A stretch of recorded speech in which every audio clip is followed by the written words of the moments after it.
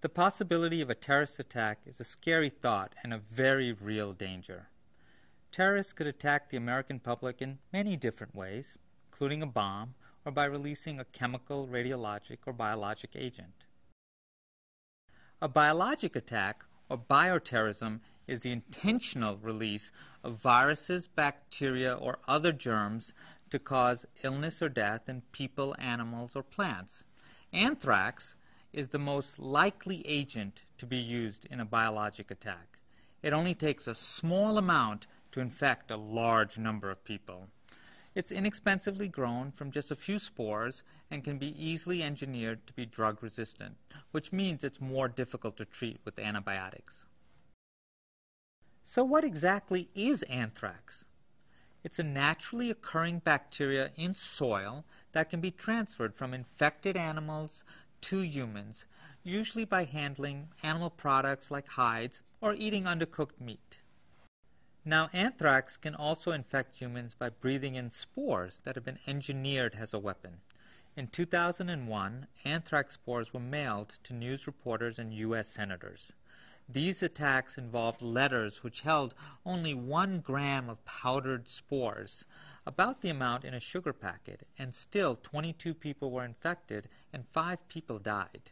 In comparison, an attack that used 2 kilograms of anthrax, about the size of a 5-pound bag of sugar, could infect 100,000 people or more. Scientists have developed models of what an anthrax attack might look like. Anthrax sprayed from a plane or truck onto a city is a likely scenario. People may not see, smell, or even hear the anthrax being released. This type of attack would lead to inhalation anthrax, the most severe form of the disease, which starts with fever and other flu-like symptoms. Symptoms usually appear about 1 to 42 days after inhaling these spores. Now, unfortunately, once there are symptoms, it may be too late to treat with antibiotics.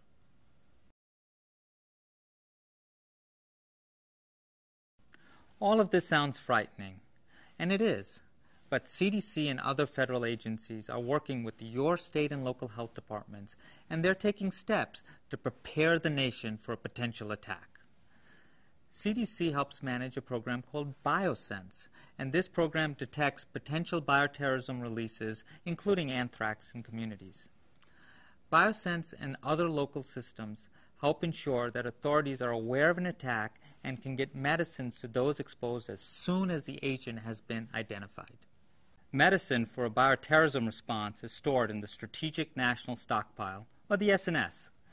If a terrorist attack occurred, CDC would distribute antibiotics from the stockpile to your state and local health departments, who would dispense it to affected communities.